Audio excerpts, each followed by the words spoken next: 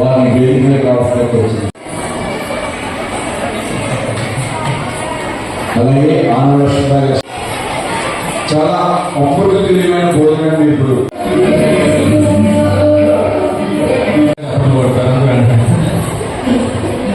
అందుకని కానీ ముఖ్యమైన విషయాలు ఒకసారి వచ్చారు పెద్దలు వెళ్ళిపోయారు. సో అయినప్పటికీ నిన్న డాక్టర్ గారు వచ్చారు, నిన్న డాక్టర్ గారు వచ్చారు, చాలా సంతోషంగా ఉంది. అందులో ఏంటంటే ప్రతి నాట్యాచార్యులు కూడా వారు వార్షికోత్సవం ఉచితంగా చేసుకునే విధంగా ఒక వార్షికోత్సవం పూర్తిగా చేసుకోవాలంటే కనీసం ₹1,00,000 గురు శ్రీమతి సీతా నాగజ్యోతి గారు భారతీయ సాంస్కృతిక వైభవం వీరిని వరించారు. ఇంతటి మహోన్నతురాలైన కాకినాడ నగరంలో శ్రీ కావలి శ్రీరామమూర్తి శ్రీమతి శేషసాయి దంపతులు ముద్దుబిడ్డగా జన్మించారు. Telugu MA dance, BA Hindi విశారదనందు పట్టభద్రుడైన నాట్యం అనేక వేదికలపై నృత్య ప్రదర్శనలు ఇచ్చి అనేక మంది ప్రముఖుల ప్రశంసలు అందుకున్నారు. వీరు ప్రఖ్యాత నాట్య కళాకారులు శ్రీ నాగజ్యోతి గారిని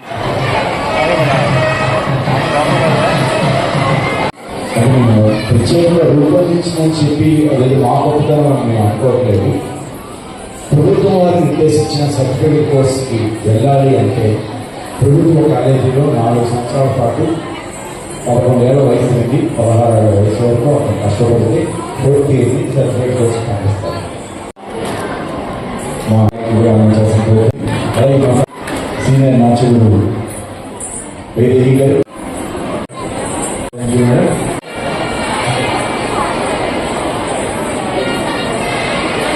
పేరు శ్రీనివాస్ మేడం పేరు చేస్తారు.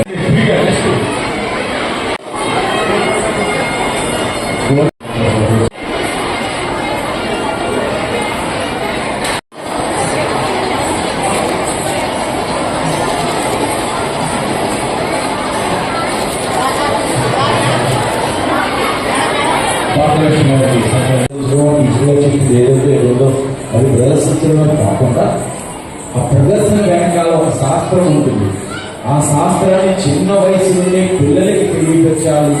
అలా తెలియపడితే కొద్దిగా తెలియపడితే వారిలో నాట్యం చేసే విధానాల పరిపక్వత వస్తుందనే ఉద్దేశంతో ఈ నృత్య ప్రవేశకాల విధానాన్ని సర్టిఫికేట్ కోసం మేము 3 years కోర్సుని 9 parts చేసి పిల్లలకి అర్థమయ్యే రీతిలో మేము రూపొందించాం. గత 3 సంవత్సరాల క్రితం ఈ నృత్య ప్రవేశ పరీక్షా విధానాన్ని అమలు చేసినప్పుడు 160 మంది విద్యార్థులు దీంట్లో ఎగ్జామ్ పెట్టారు. ఈ రోజున మన ఆగస్టు 3వ తారీఖున ఈ ఎగ్జామ్కి 670 మంది విద్యార్థులు వచ్చారు. ప్రభుత్వ సర్టిఫికేట్ కోర్సు తల్లిదండ్రులకి, బంధువులకి, చిన్నపిల్లలకి అందరికీ కూడా నమస్కారాలు ఆశీస్సులు. మొదటిగా చెప్పలేదు ఏంటంటే కాకినాడలో నేను పుట్టి పెరిగిన ప్రదేశంలో నాకు సన్మానం అంటే చాలా ఏ చెప్పాలో తెలియదు. కళ్ళలో నీళ్ళు వచ్చాయి.